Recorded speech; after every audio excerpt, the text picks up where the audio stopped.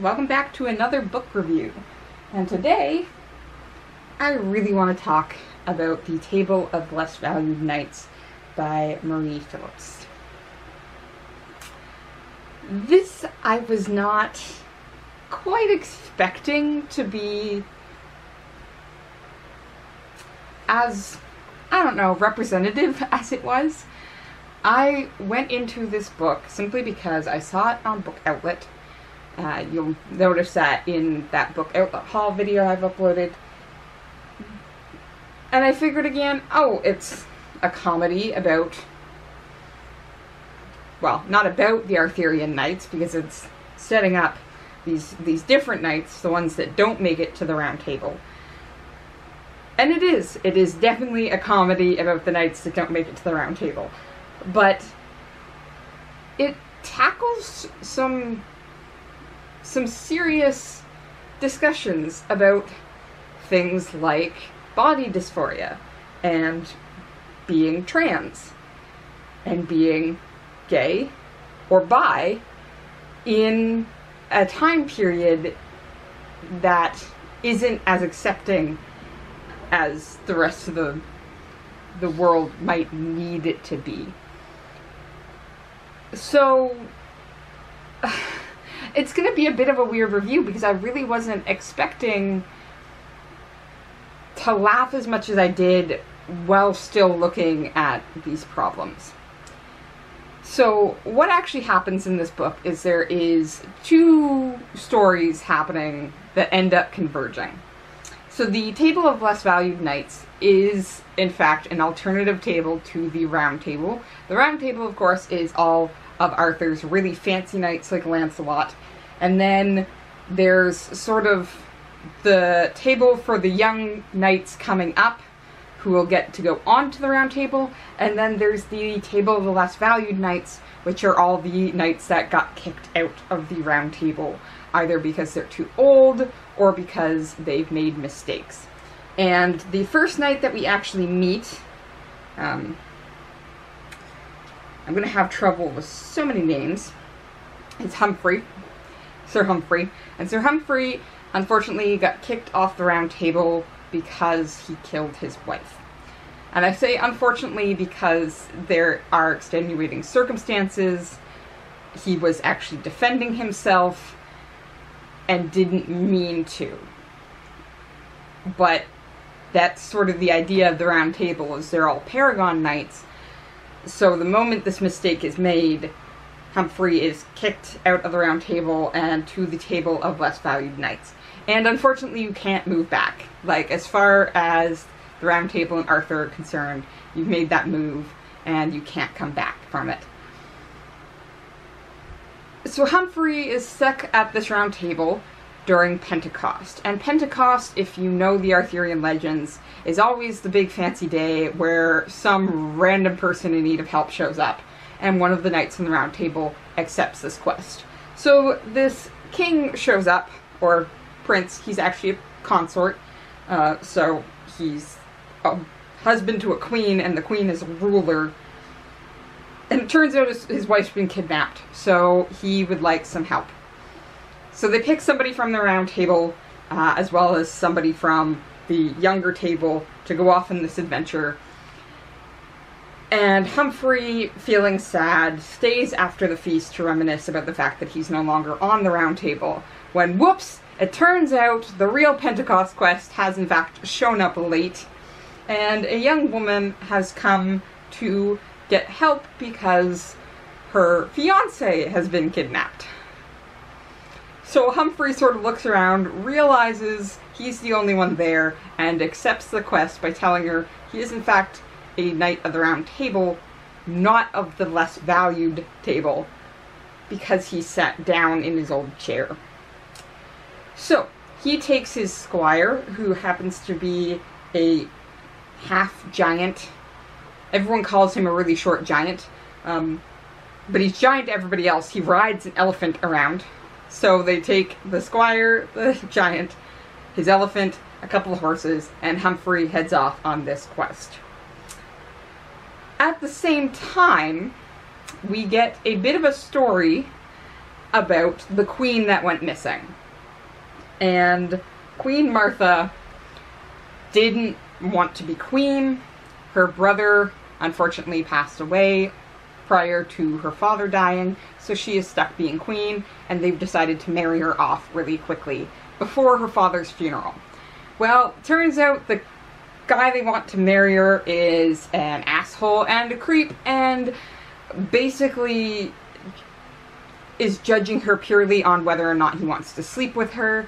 She's never been educated on any sexual acts and received some education the night before the marriage and decides, no, no, I'm leaving. I'm not doing this. I'm gone. So she goes to the local witch, but it turns out the witch is gone and her apprentice is there. So she convinces the apprentice to turn her into a man so that she can disappear quietly. The spell only goes halfway. She loses her chest. She gets a little beard, but she does not have the proper matching male genitalia, nor does she have the proper voice. And unfortunately, the apprentice then makes herself forget that this ever happened.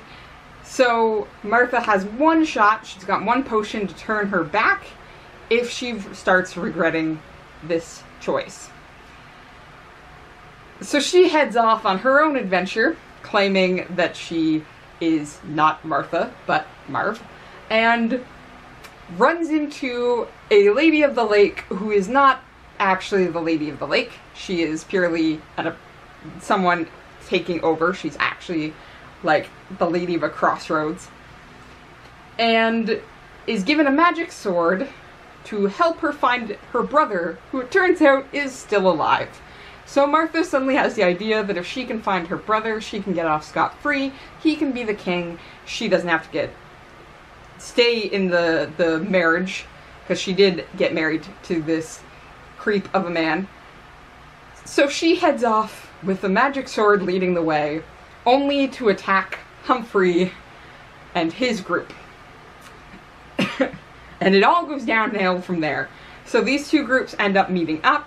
They go on this grand adventure, kind of start a war, kind of finish a war, and effectively find out that Martha's brother is alive, but he's gay. He's the one who kidnapped this other woman's fiance because they're partners. And he's been kicked out of his own kingdom by his father because he's gay, and he thus can't rule the kingdom unless he marries a woman, which he's not willing to do. On this entire adventure, Martha deals with the fact that she is in a partial man's body.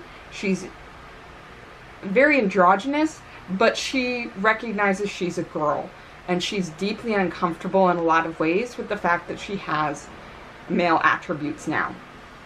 Humphrey deals with the fact that he's having an attraction to both Martha and the woman on this quest, and what that actually means, because it turns out the woman on the quest is pregnant by a different man who's not her fiancé, and that's why she needs to find her fiancé so quickly. They even find a friend of Martha's brother, who is, I believe, he's African origin. He's not white, is the easy way to put it. So everyone dislikes him because they don't think he can be trusted, but it turns out he's the most trusted person in the group because he helped Martha's brother set up a home with his chosen partner away from Martha's father, who wants to kill the poor boy. And he actually accepts Martha both as an androgynous figure with male traits, as well as accepting her decision to try and turn back into a girl. She loses her opportunity. She uses the magic potion to save Humphrey's squire, and sort of endears herself to the group that way because no one trusts her because she attacked Humphrey while the magic sword attacked Humphrey. And it turns out the magic sword is actually the sister. It is a great fun, confusing romp through Arthurian stereotypes that are completely subverted.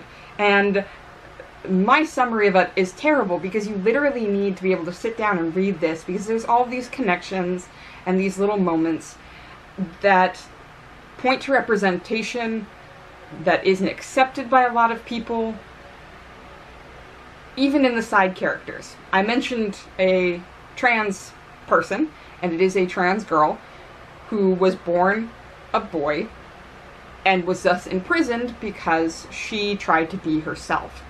And the group ends up freeing this girl, and with them, the guy who points out that no, you need to accept this girl's understanding that she is a woman, just as Martha comes to accept the fact that she is still a woman despite the change in her body.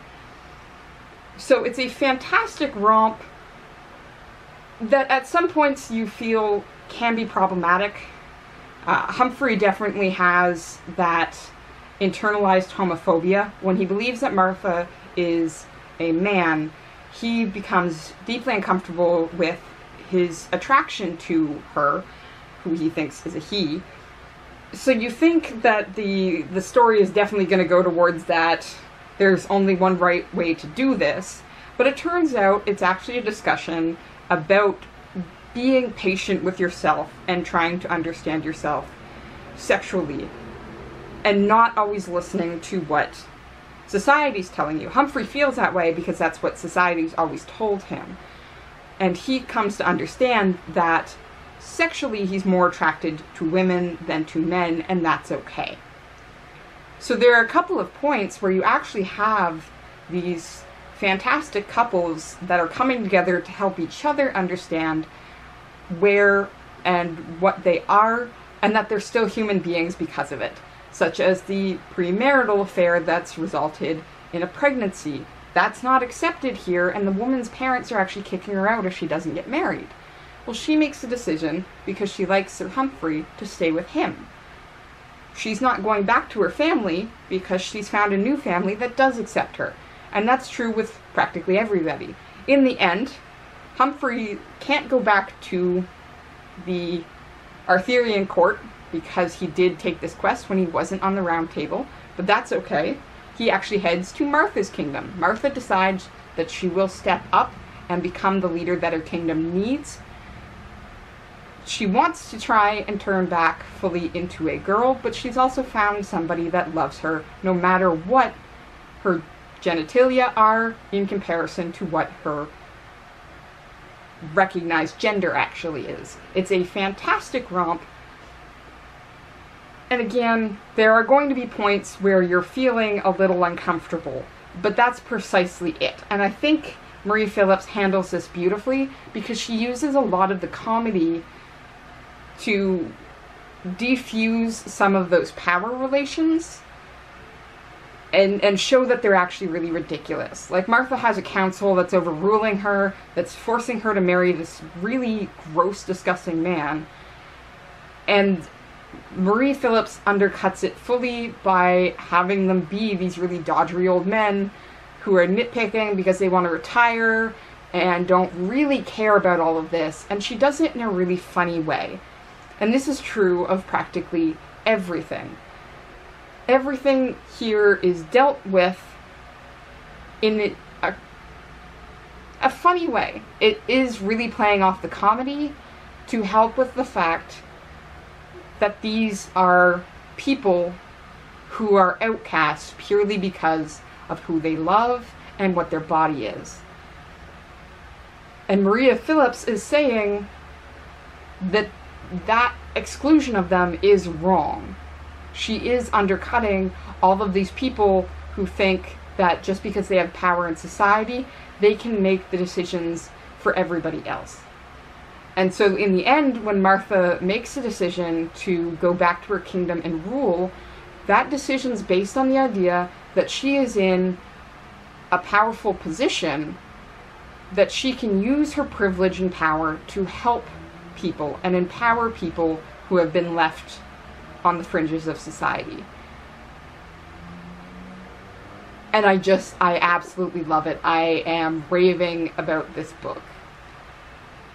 It's useful to already know the Arthurian canon and sort of those stereotypical events of Arthurian legend, because the comedy relies on a lot of those. It relies on the idea of the table of less valued knights played against the round table, and how the round table people deal with precisely those accepted people in society who, due to some evil influence, have been made a victim. They're not the fringes of society that are victimized every day by this system. And that's precisely what this book is trying to deal with. The fact that practically everyone you meet is not the correct person. Like I said, even the Lady of the Lake is not, in fact, the Lady of the Lake. Was a woman of the well, and then she ended up at the crossroads at some point, and then she became a beauty in the barn. It's addressing all of these things by pointing out the flaws in the original stories. So it's very useful to already know about those, so you can see where Marie Phillips is picking at those threads in a funny way, but also in a critical way. This book, while a comedy, is critiquing the Arthurian legend, which is really important because the Arthurian legend is one of those Western stories that people look to in their folklore, particularly in England, where it's considered practically the only part of the matter of Britain. So Marie Phillips recognizes that there are flaws in the storytelling that need to be addressed, and she does it in a really artfully way in the Table of Less Valued Knights. Would I recommend this to people that haven't read the stories anyways? Yes. Especially if you're finding yourself, even now, to be sort of on the fringe groups. I find this is a really uplifting story where it shows that there's going to be struggles. You're never going to quite find everything to work in your favor, but you find the right people, you make your own family, and you can succeed in a lot of ways. And you can fight back against those who precisely want you not to succeed. So, The Table of Less Valued Knights, a novel by Marie Phillips, is definitely on my recommend list. If you want a good laugh, if you want some social satire, this is precisely the way to do it. And I am definitely going to keep an eye out for more Marie Phillips novels, just to see if she can keep that social satire and good comedy going. Sorry if that wasn't super productive of a review. I really did enjoy this book, and if you want a good time, but you want to see a little deeper meaning to the stories, just read it. Read this book. Okay, so I never know how to end these things, so I'm just going to end it. I'm going to keep reading, and I hope you do too. See you next time.